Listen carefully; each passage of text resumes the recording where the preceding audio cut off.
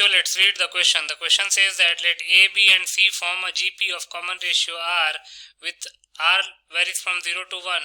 If A, 2B and 3C forms an AP, then R equals. The options are 1 upon 2, 1 upon 3, 2 upon 3 and none of these. इस question में A, B और C एक GP form कर रहे हैं जिनका common ratio R है और R 0 से 1 वेरी कर रहा है. A, 2B और 3C एक AP फॉर्म कर रहे हैं तो हमको R की वैल्यू बतानी है. बहुत ही सिंपल सा क्वेश्चन है. पहले हम की कॉन्सेप्ट लिख लेते हैं. की कॉन्सेप्ट तो लिख सकते हैं if A, B and C forms a GP with common ratio R, तो R क्या हो जाएगा B अपॉन A और C अपॉन B. तो यहाँ से B को हम AR लिख सकते हैं और C को हम BR लिखेंगे और B की जगह पे AR पुट कर देंगे तो C हो जाएगा AR स्क्वायर. इसका मतलब कि that is if ABC forms a GP with common ratio R, तो B को हम AR लिख सकते हैं और C को हम AR स्क्वायर लिख सकते हैं. सेकेंड की कॉन्सेप्ट की तरफ चलते हैं. If A, B and C forms an AP, अगर ये AP फॉर्म करते हैं तो इसका सक्सेसिव डिफरेंस सेम हो जाएगा. That is B minus A is equal to C minus B. तो ये 2B is equal to A plus C के इक्वल हो जाएगा. तो इन दोनों की कॉन्सेप्ट का यूज करके इस क्वेश्चन को सॉल्व कर लेते हैं.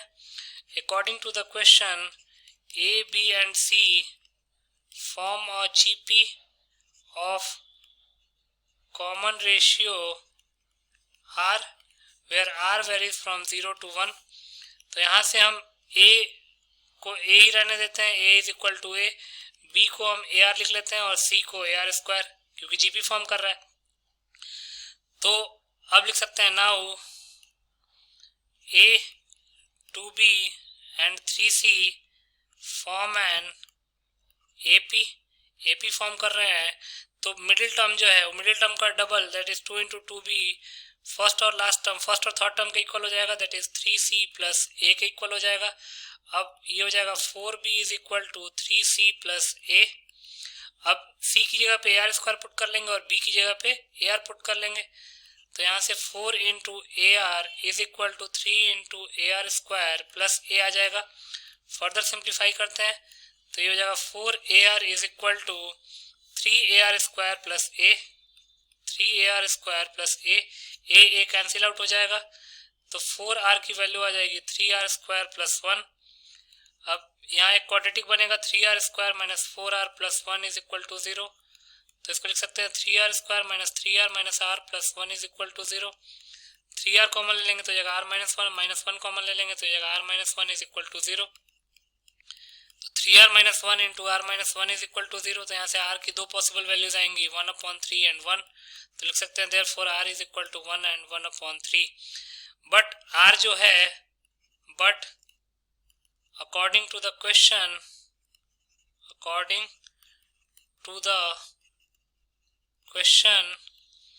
R varies from 0 to 1. तो इसका मतलब R is equal to 1 is not acceptable. R is equal to 1 acceptable ही नहीं होगा. तो लिख सकते हैं therefore only possible value of x is 1 upon 3. अब देख सकते हैं 1 अपॉन 3 कौन से ऑप्शन में लिखा हुआ है. 1 अपॉन 3 बी ऑप्शन में लिखा हुआ है. तो यहां से हम लिख सकते हैं hence B is the correct option. B जो है वो हमारा करेक्ट ऑप्शन हो जाएगा. तो बी ऑप्शन को टिक कर लेते हैं. So B option will be your final answer. I hope you understood it well. Best of luck.